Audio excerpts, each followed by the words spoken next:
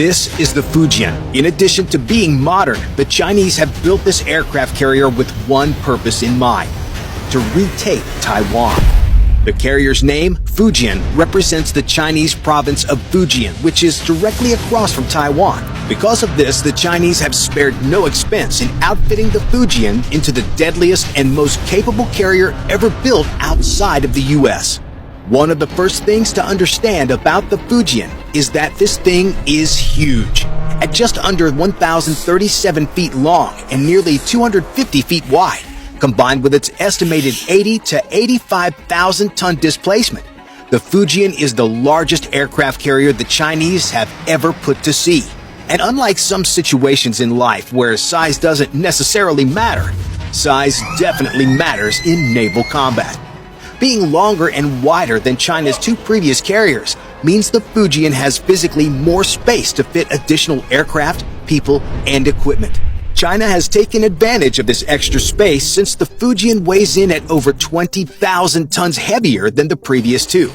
This extra weight can be attributed to more powerful engines, aircraft, fuel, bombs, and people. With all this additional weight to move around, the Chinese have invested heavily in upgrading the Fujian's propulsion system to keep its max speed above 30 knots.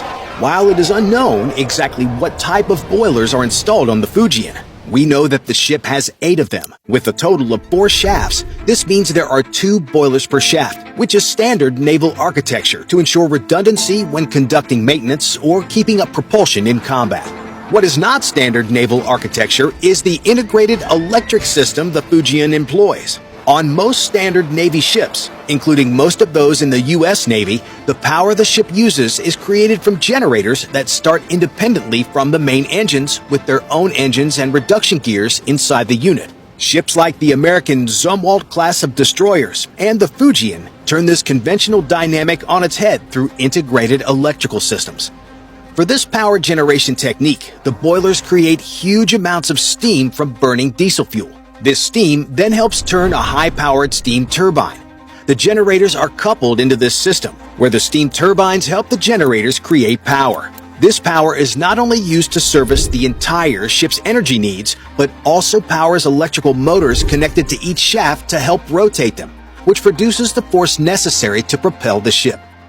The added benefits of an integrated electrical system cannot be understated.